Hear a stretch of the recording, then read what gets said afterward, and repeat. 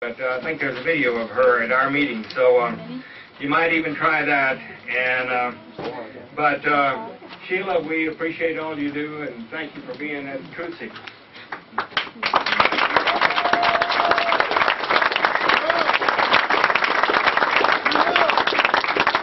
I am really proud to be with the level of activism that I've witnessed here with the shipping. You know, look at these ladies. Aren't they gorgeous? Please give them a big hand.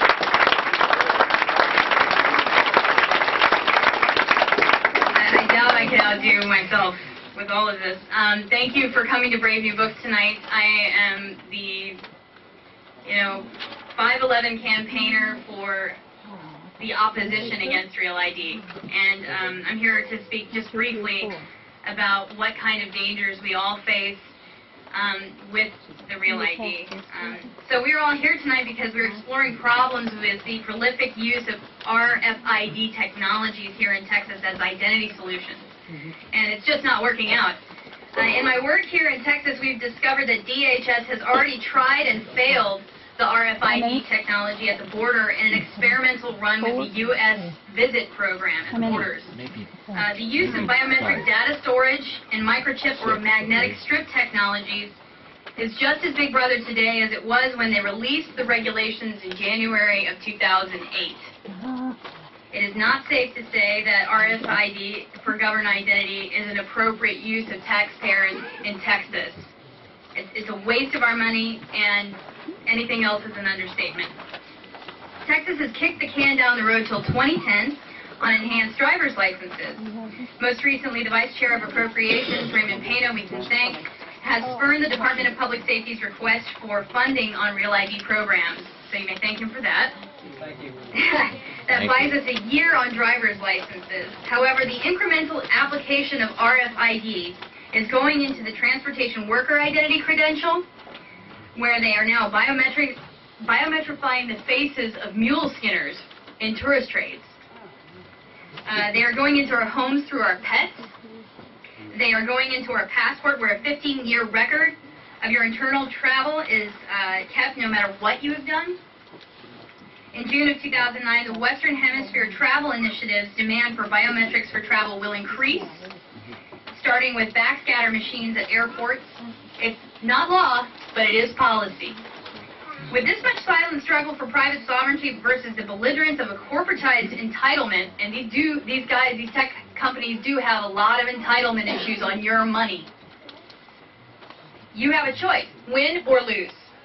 If you win, your identity does not become a parcel for trade by LexisNexis or a hidden third party who profiteers from tracking your actions and selling it as information. When you lose big. Identity theft is neither convenient or safe, and more people are suffering from it as they report losses every day to their license division at DPS.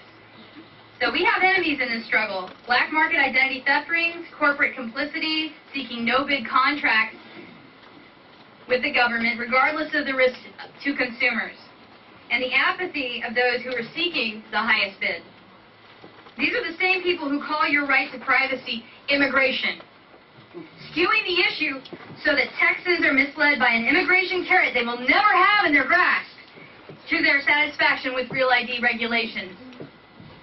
So if you go for the immigration bait, you get a license that exposes you utterly. Those who persist with Real ID regulations will be guilty of reckless endangerment of masses of people. So here is your chance to steer Texas the right way. Here is your chance to steer Texas the right way. We draw the line. We don't run our country like it's an Eastern Bloc of Europe, circa 1940. It is time to remind our leaders of America of real identity. The plan to catalog you, sift, create a product identity for you is not your idea. It's not an American idea. It's a globalist idea.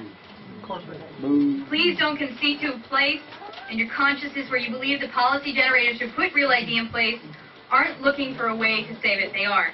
Napolitano rebranding of Real ID as enhanced driver's licenses is an attempt to save it.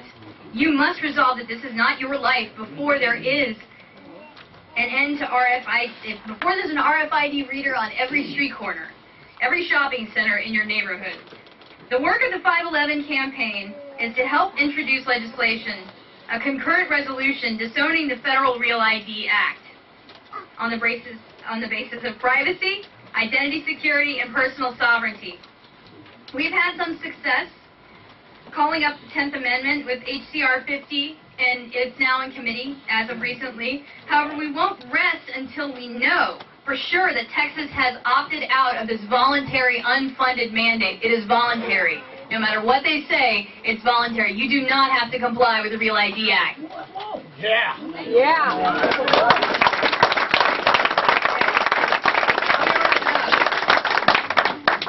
Okay, so it's an unfunded mandate from DHS, and it's going to build their federal infrastructure.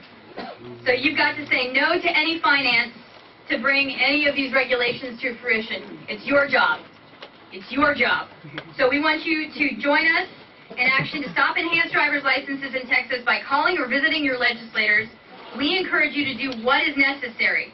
Put in a call during your lunch break while the kids are napping on Wednesday, March 4th. Pick up the phone on March 4th and make the call to your legislator.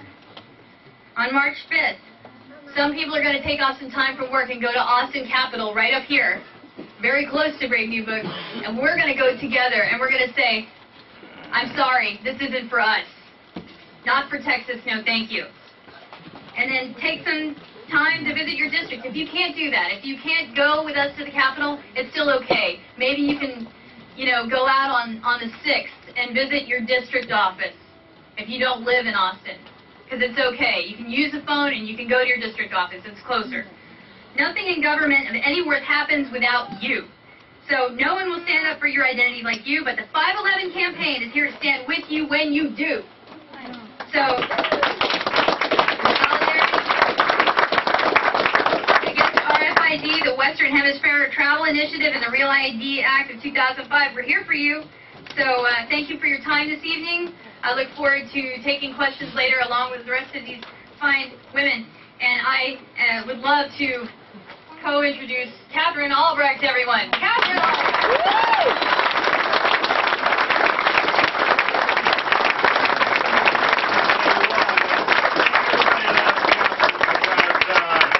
What you hear on the radio, you hear her love for you come through that radio.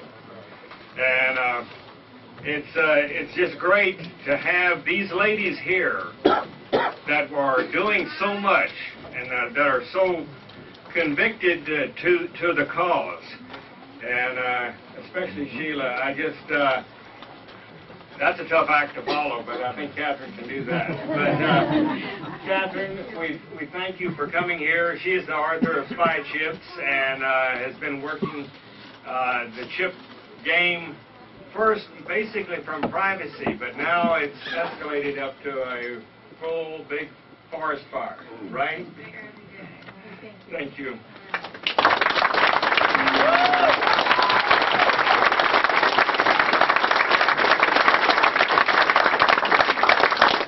Whether to laugh or cry to see over probably 250 or 300 people packed here in Brave New Books. I'm thrilled to see you.